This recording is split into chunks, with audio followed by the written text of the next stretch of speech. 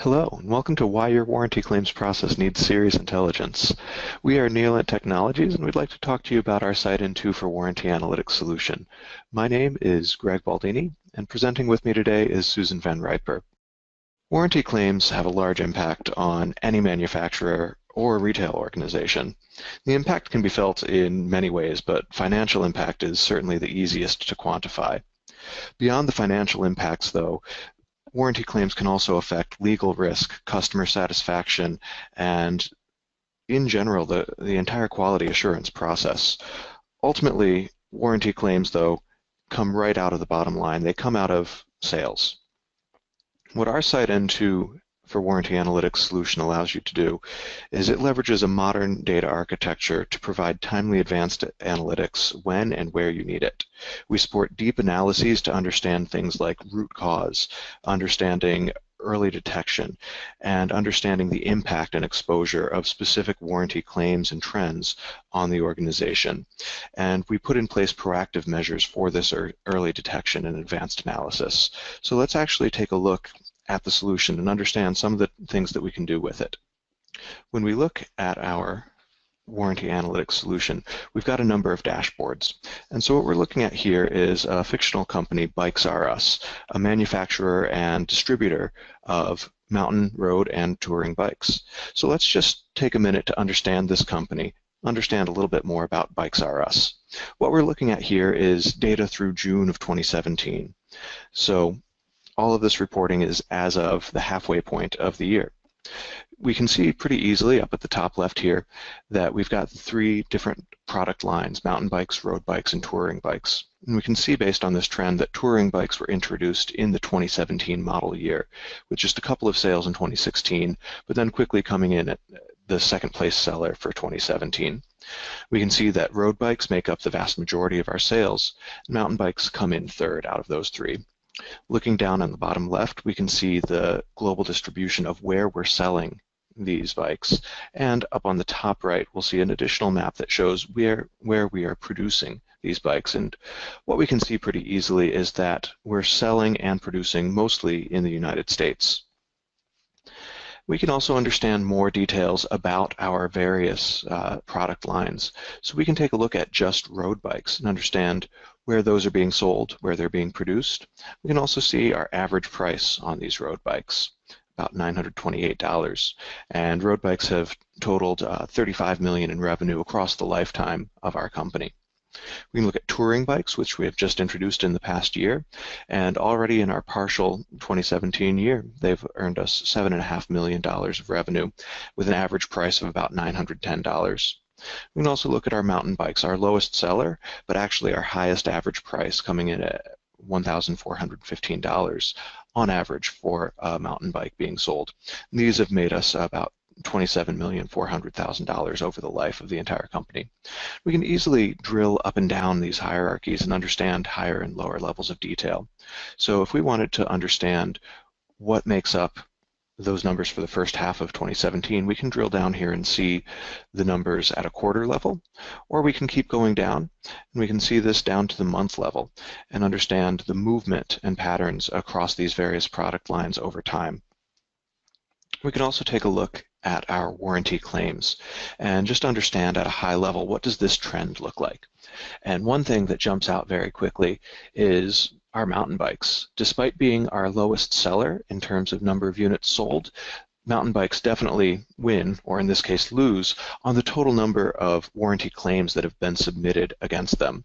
And a very interesting thing here is in 2017, we have 3.4 thousand claims that have been submitted for mountain bikes just in our 6 months of data. That's as opposed to the 3.2 thousand that were submitted in 2016. So in half a year of 2017, we've already submitted more, or we've received more mountain bike warranty claims than we saw for the entire year of 2016. And we can understand what the impact of those claims is. So overall, over the course of our company, of our company's lifetime, we've paid out $2.2 million worth of warranty claims. And we can see that again broken down by our various product lines. And mountain bikes make up more than half of that amount, with an average claim amount over time of $167. We can actually look at how this trend progresses over time. We can look at our 2015 model year, an average claim amount of $233 versus our 2016 down to $180, and our 2017 model year, $135. So despite the number of claims increasing, we're actually getting better about how much we're paying out per claim. And we can start to ask pretty interesting questions about our data. And we can start to answer pretty useful things. So one scenario that we'll want to play out is from the perspective of a quality engineer. What would the impact be if we wanted to extend our standard 12-month warranty to an 18-month warranty? So let's take a deeper dive into some of these warranty claims and understand what this looks like over the course of the lifetime of a product. And so looking at this claim details page, up at the top right, we can understand that the vast majority of our warranty claims are being served under our standard warranty. That's a 12-month warranty. But we do have some amount of extended warranties that come in. Looking down on the bottom, on the right, we can understand what are the various systems that are failing, that are leading to these warranty claims being submitted. And then on the bottom left, we can understand from the point of sale, how old is a vehicle, how long has a customer owned that bicycle before a claim is submitted. And we can see that this decays pretty quickly, with most of the claims coming in before month 6 or month 7. And so this seems pretty encouraging, that we could extend our warranty and perhaps garner some extra customer goodwill, use that as an additional feature we can sell based on, since the majority of these claims are coming in fairly early in the lifetime. But we'll definitely want to do a little bit more analysis to understand what that impact could potentially be. And so first, we can just select our standard warranty claims and understand what that decay looks like. And with this, we can see that under standard warranty, almost all of the claims are coming in before month 5, with month 6 dropping off quite precipitously there. We can also understand what that looks like over the course of lifetime for an extended warranty. So for those claims that do come in on an extended warranty, what does that breakdown look like? We can see extended warranties start at 12 months of age for the product and then extend out as far as 24 months. And this is a relatively small number of claims, but again, we can see there's this decay where in our extended warranty, most of these claims come within the first few months of validity for that extended warranty. And so again, this looks fairly promising that we might be able to change our standard warranty and bring that out to 18 months. We don't have too much in terms of extended warranty, and most of our standard warranties seem to drop off fairly quickly. But what we really want to understand is the volatility of these claims. We don't want to open ourselves up or expose ourselves to more risk around potential high-value late claims in life.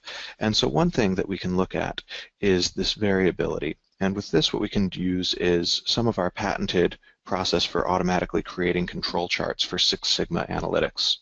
And what we can look at here is a control chart showing the deviation of the claim amount by date. And so what we're looking at here is for mountain bikes specifically. And if you're familiar with the control chart, you'll know that this red line indicates 3 sigmas, or 3 standard deviations above average. And we see mountain bikes actually spike above this 3 standard deviation line quite a bit.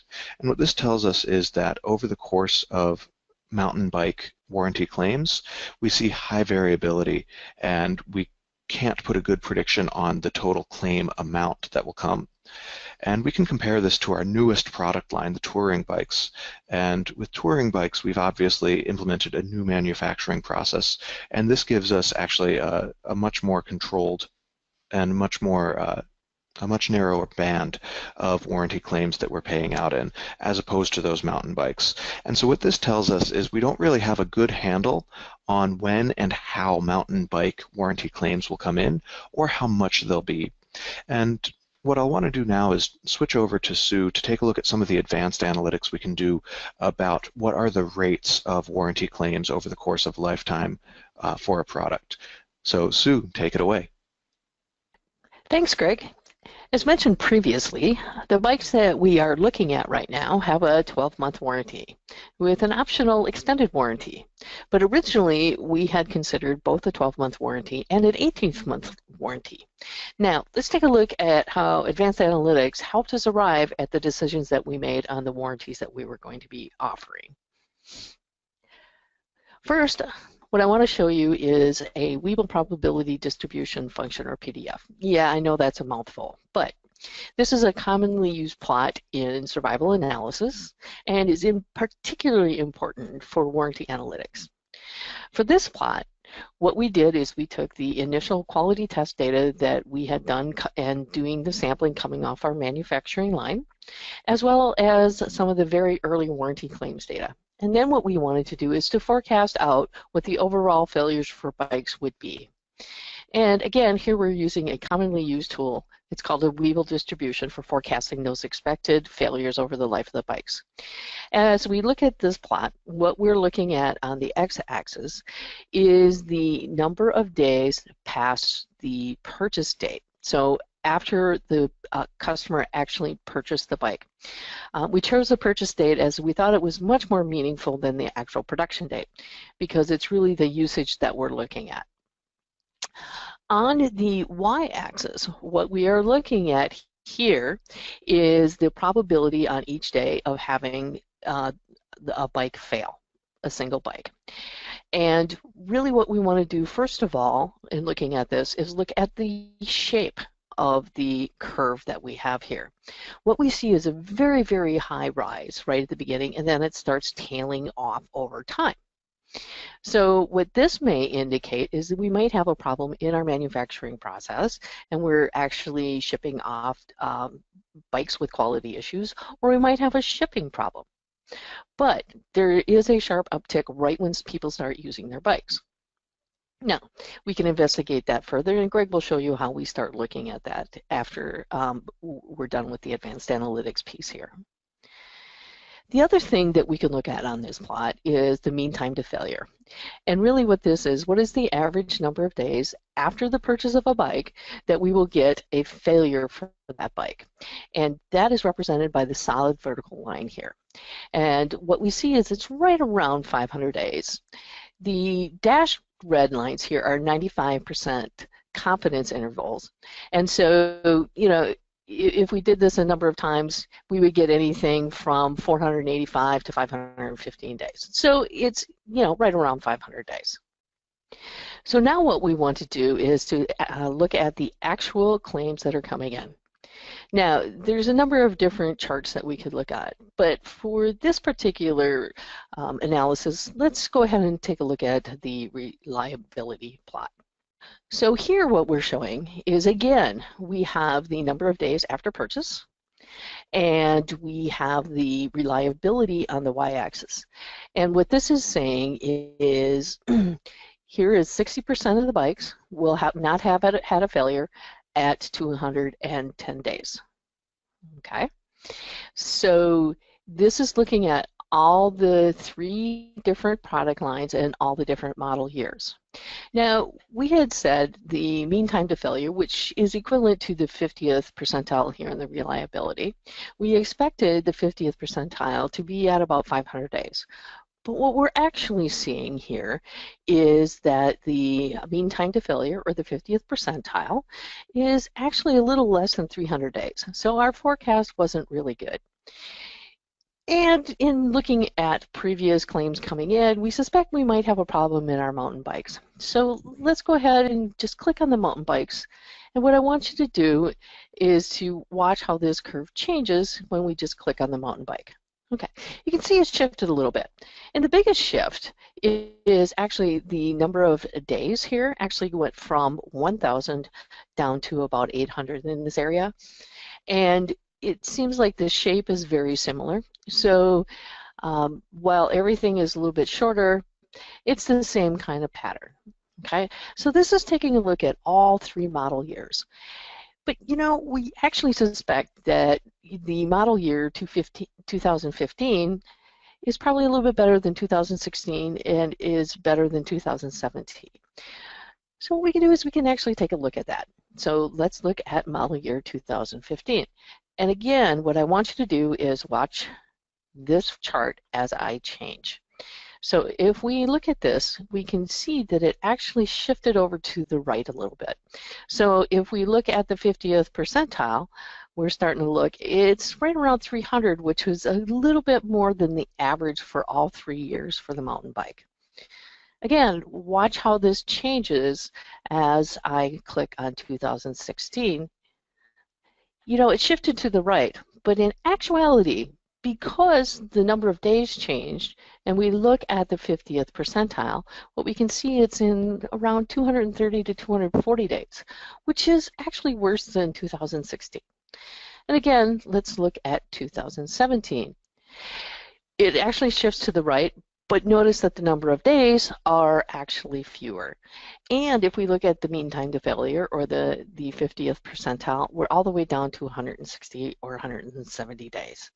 So it looks like we're having a real problem in model year 2017 with mountain bikes. And to analyze that further, what I'm going to do is hand it back to Greg. Thanks very much, Sue. And so what we'll want to look at now is another scenario. We looked at a longer-term strategic question of whether we might want to extend our standard warranty. Now I want to look at something a bit more tactical. We'll look at this from the concept of a service organization and understanding what are the recent trends, what are the things that are happening in the short term in warranty claims. And so what we're looking at here is actually a historic trend that we had already identified.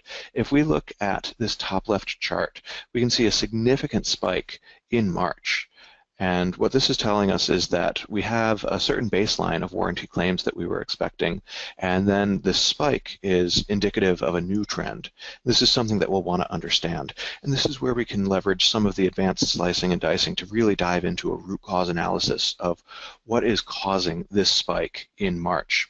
And so this is something that our service engineers noticed back in March, and were able to use this to very quickly identify what was contributing to this. What we can do first is we can just drill down and understand which weeks did this actually occur in. And we can see that the initial part of that spike really happens in week 9, which had a 33% increase for claims for mountain bikes, had a 23% increase for claims for road bikes, as well as a 42% increase in claims for touring bikes. So this week 9 and 10 is where the spike really started. And going back up to the month level, we can see those trends, again, multiple tens of percentage points jumping between February and March. So this is definitely a disturbing trend and something that we want to get a handle on very quickly. And what this report does is it allows you to see, based on the historical trend, what is that deviation from month to month, and showing you what are the largest percentage gainers and losers from one month to the next. And what we want to understand is really what's driving this increase. And so when we're looking at this spike in March, we can see that 36% increase comes just for mountain bikes, and that really is the dominating factor. There are increases for both road bikes and touring bikes, but those are such low volume that they're not really driving this top level. And so what we can do is we can filter this entire page down to just look at mountain bikes. And then this allows us to go one level deeper. Looking down to this middle left chart, we can understand within the mountain bike product line, what are those model families that are really driving the increase? And if we look at this, we've got our most popular model family within mountain bikes, this mountain bike 200, that spikes up from 375 to 486 claims. And this is a 30% increase just on its own. We can also look at some of the other model families in here, and we see that all of these have pretty big spikes, but the other interesting one is this mountain bike 500. This more than doubles in number of claims. So these two are really the big drivers. And so again, we can filter this down a little bit more and concentrate the entire report on just these two model families. And now we could get into the individual system codes and eventually down to components that are failing. And so again, we still see that with these filters applied, we've got that pronounced spike going from February to March. And what we'll want to understand is what are the big gainers in number of claims that are being submitted. And here we're looking at the system codes, or the system descriptions. We can see we've got this top level, chains and cassettes are really driving a lot of this with nearly a 40% increase from February to March of 2017. We can also see this red line, the cranks and pedals. This is actually moving up in rank, and what this ribbon chart shows us is that it's moved up from a relatively low rank and it's been climbing. And we see this as a trend that continues. We detected in March that it was spiking, but that trend continued on into April. And so that's another really big contributor to this increase in warranty claims. And so again, we can filter down this entire page and understand the contribution of those two pieces. So again, that's chains and cassettes, and then cranksets and pedals. And so we can just make these selections and understand what's driving this. Now we can look down into individual components, and we see that these individual components, just about across the board in these systems, we see pretty big increases, all in the tens of percentage points from February into March. And so we don't necessarily have a single component that's driving this. This seems to be across the board in those two systems. But what we can do down here at the bottom is we can get even a level deeper and understand what are the specific components and go down even to the part number, the description here, and understand what was the failure. What was the mode of failure that caused this warranty claim? What was the total claim amount that ended up getting submitted for that specific part based on all of these filters that we've applied. And we can see that these top several are all these chains and cassettes, and there's a lot of abnormal wear, there's improper assembly, loose, broken, and so all of this is indicating that this is a quality issue with these components. So this might be something that can point us toward a vendor, or it could be something that points us toward the actual manufacturing process, especially with this number of improper assembly. If something's improperly assembled, it could just as easily manifest as abnormal wear. We can see that almost everything there is falling under chains and cassettes. I have to go down quite a little bit before we get to anything that is a crankset or a pedal. And so this is indicating that most of what's driving this is our chains and cassettes that are happening in the mountain bikes, specifically in the Model 200 and 500 families. And so this is pretty valuable. This helps us to understand where we need to go to pinpoint the fix, and also what is our potential exposure as we look at what have our sales been across these various product lines. And so what we can do is we can leverage another piece of our advanced analytics, and what we include in this model is a forecast of warranty claims for the remainder of the year. And so we can actually look at this report and understand, for mountain bikes, what do we expect across the rest of the year. So first we'll just look at the top level and understand across all of our product lines. Here on the top left we have total registrations, so this is number of units that are being sold month by month. Then down on the bottom left we've got the total number of claims that have come in thus far in the year, so for our 6 months of data from January to June in 2017.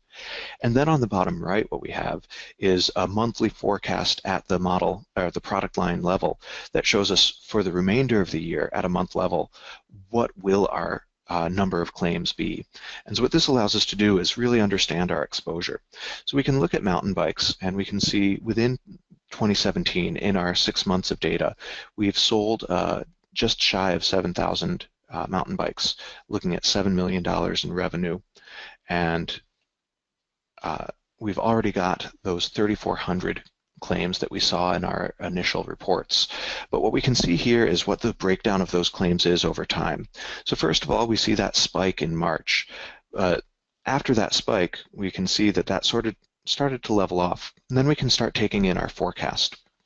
And with our forecast, we can see what's the breakdown of those claims that we expect for the remainder of the year at a monthly level and then at a total level. So we expect nearly double the amount of claims for the rest of the year, nearly 3,000 claims. And we can understand for our mountain bikes that average claim amount of about $150. And this leads to $500,000 of warranty claim amount that we can expect to pay out based on this claim forecast.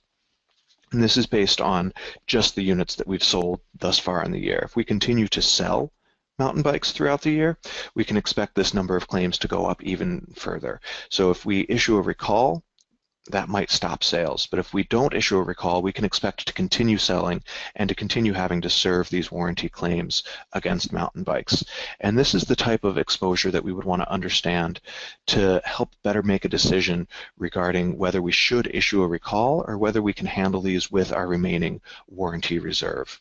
And so this is the type of information that you want to go to your C-suite with, so that they have enough information to make that type of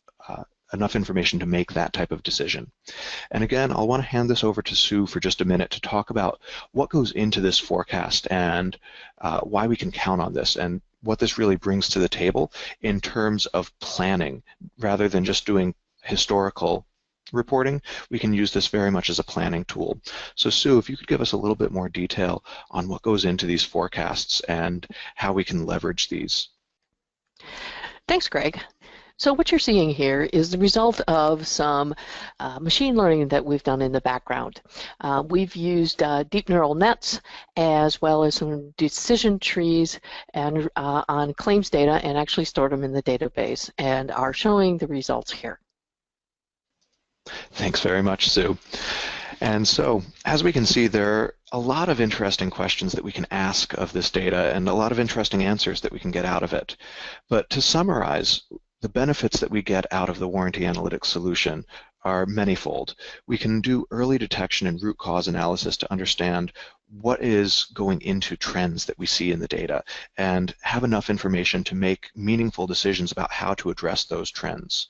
It allows us to reduce legal risk. Ultimately, any warranty claim that comes through is a potential legal liability, because that warranty claim indicates that some component or the entire product has failed, and every product failure does lead to potential damages.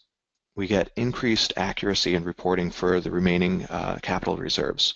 So we understand that warranty reserves are a huge financial burden on organizations, but we want to be able to manage and plan that much better. And so by understanding the forecast of claims that we expect and being able to look at what we've sold and understand that exposure, it's very valuable to plan and manage that warranty reserve. Ultimately, this allows us to change and improve our quality assurance process and our manufacturing processes to make sure that we don't get the same type of claims in the future, especially with some of those mountain bike claims where we saw a lot of improper assembly. That's a huge opportunity to go back into the manufacturing line and start to correct some of the processes that are there. We can also look at this from a supply chain management perspective. If we were seeing repeatedly defective parts, that might be an indication that we need to source parts from a new supplier, or that we might need to reevaluate our vendors. We can also look at the cost of fulfilling these warranty claims. And what we saw in our Bikes R Us data is that the cost per claim actually went down over time.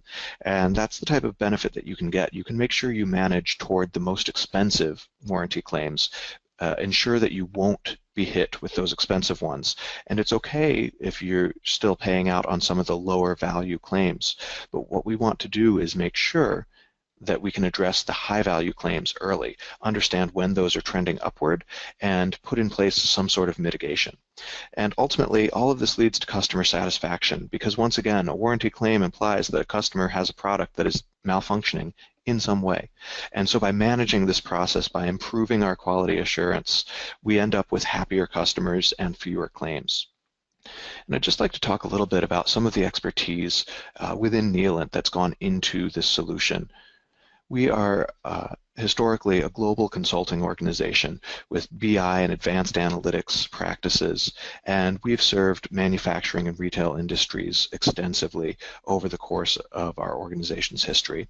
And what we've been able to do is take that experience and really coalesce all of that into this solution, so that this is benefiting from years of consulting experience, building out similar solutions in a bespoke model for customers. And this is now all being put together into a ready-to-go solution. We've got experience across manufacturing and retail verticals, like I said, and here are just a couple of the customers that we've worked with doing work like this warranty analysis and other analytics projects. Ultimately, the way that we work with organizations is to partner. We don't want to just be one more vendor. What we want to be is a partner that helps enable you to make better decisions by putting that right information into the right hands. And so by leveraging solutions like this warranty analytics solution, we can make sure that the decision makers have what they need and when they need it. And that is ultimately the way that we find that we can give value to our partner organizations. We want to make sure that all of that information is available, is accurate, and is timely. So when you need it and where you need it, and is able to support the types of questions and the types of deep dives that you want to ask of your data every day. Ultimately, what this allows you to do is move from a mode of operation of data aggregators or data processors truly into the role of a data analyst, being able to focus on the high impact questions rather than just the grunt work of moving data from point A to point B. And that's what this solution allows you to do. I would like to call out that we've got a special offer running currently, an assessment to understand if you have data that could benefit from this warranty analytics solution. So please feel free to reach out to us to see if you qualify for this offer, and we'd love to get in touch with you and talk about how you can start leveraging advanced analytics and serious intelligence in your warranty claims process. Thanks very much for your time today. We look forward to hearing from you.